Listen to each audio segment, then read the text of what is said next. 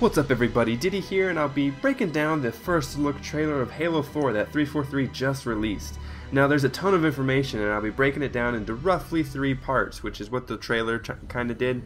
First I'm going to be talking about the story and the campaign, and then we'll be moving on to some of the game mechanics and the HUD which we saw, and then finally the multiplayer, which is what we've all been waiting for. I'll show you a brief clip from the trailer and then I'll break it down a little bit. So let's go ahead and get started.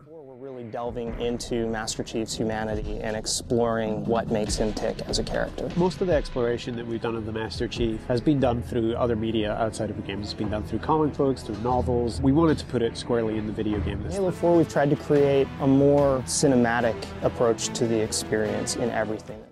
Alright, so I know those clips weren't great, but it's the best I could do to cut it out before they went on to the next topic. We heard Frank O'Connor say that they're going more into Master Chief's story, so it's not all about saving the human race anymore. It'll be a more personal, in-depth story of the Master Chief. Now, I've heard that 343 is taking most of their Halo lore from the novel Halo Glasslands, so if you really want to get a better grasp of what this new trilogy universe is going to be like, I'd recommend picking up that book and reading it over the summer before the game comes out.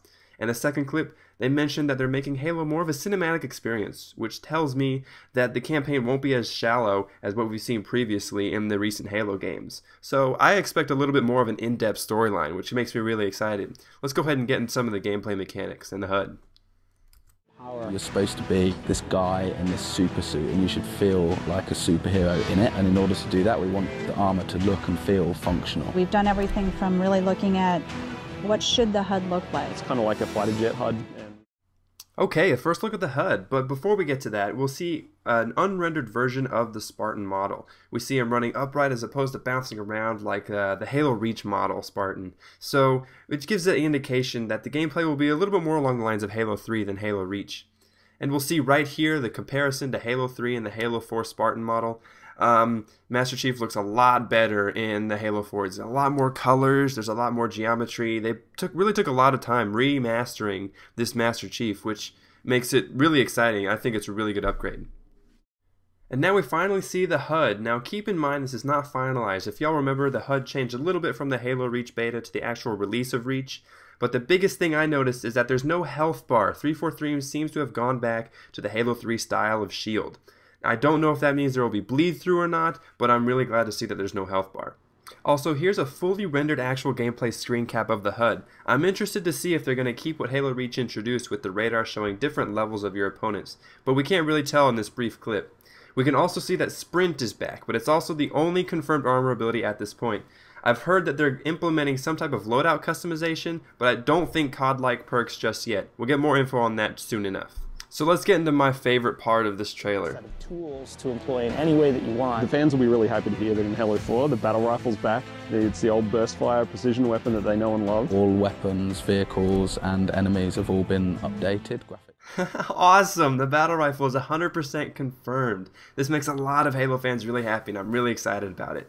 At this point in time though, we don't know whether it's going to be a hit scan weapon, which means wherever the reticle is, the bullets go, or whether you're going to have to lead your shots like in Halo 3. I'm indifferent to either one because I played with both and I wouldn't say I prefer one or the other.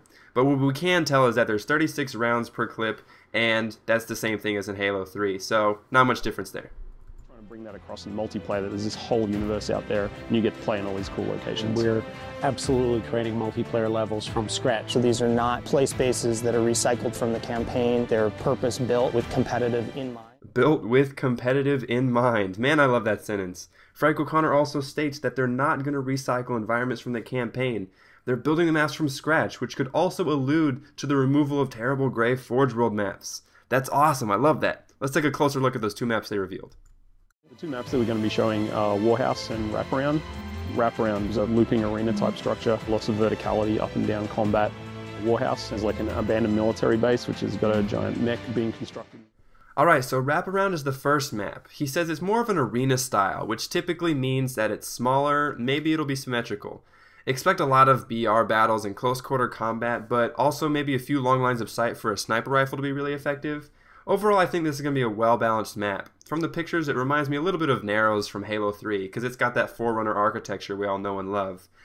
We don't know if it's going to be long like Narrows, though, or maybe it's going to be a little bit more rounded like a Guardian or Warlock style map. Let's take a look at this next one. Okay, so this one's Warhouse. This one reminds me of Orbital from the Halo 3 Mythic map pack. It's very much of an industrial setting, it being an abandoned military base and all. But we don't get a lot of info on this map, so I don't know if it'll be on the bigger or the smaller side. There does seem to be a lot of narrow corridors though, so just like the other one, I'm expecting a lot of close quarter encounters, which will make for some fast-paced, exciting gameplay. Let's take a look at what else they have to say about the multiplayer. The Spartans in multiplayer are Spartan 4s. These are the newest breed of Spartan. We've created a fairly compelling and fairly convincing reason why Red Spartans can fight Blue Spartans. There's other parts to our multiplayer experience.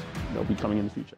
The first thing we noticed was the new Spartan model for the multiplayer. Spartan 4s were supposedly introduced in that book Glasslands, like I mentioned earlier. It gives you another reason to go check that out. Now, but from what I can tell, this model seems to be closer to the Spartan 2 that Master Chief is than the Halo Reach model, just the armor is augmented so it can incorporate armor abilities, like the Sprint. They also hint that they're adding some type of motive behind the red versus the blue Spartans, but more info on that will be released later on this year. We have a completely new audio team building all of the sound effects from scratch. We've redone almost everything. We've already recorded 100 tracks of music. You guys want to see that again? Okay, I'll play the gameplay. Here we go. It's almost mean that they only give us 4 seconds of multiplayer gameplay footage. But, you know, that's okay. It keeps it at the edge of our seat. I want to point out one quick thing, though. You can see the medals in the top right corner. Maybe that's a headshot, maybe that's an assist. Looks like an assist. But the numbers, maybe that's some type of credit system. I don't know. It's all speculation at this point. That's really all I have for you guys today. Go ahead and subscribe to Halo Zone because we're going to be covering this game like wildfire. From now on, the ball keeps rolling. The snowball effect, all the information is going to be coming to you. Holiday 2012, Halo 4, I'm going to be there. You guys should be there. I'll see you there. Later, guys.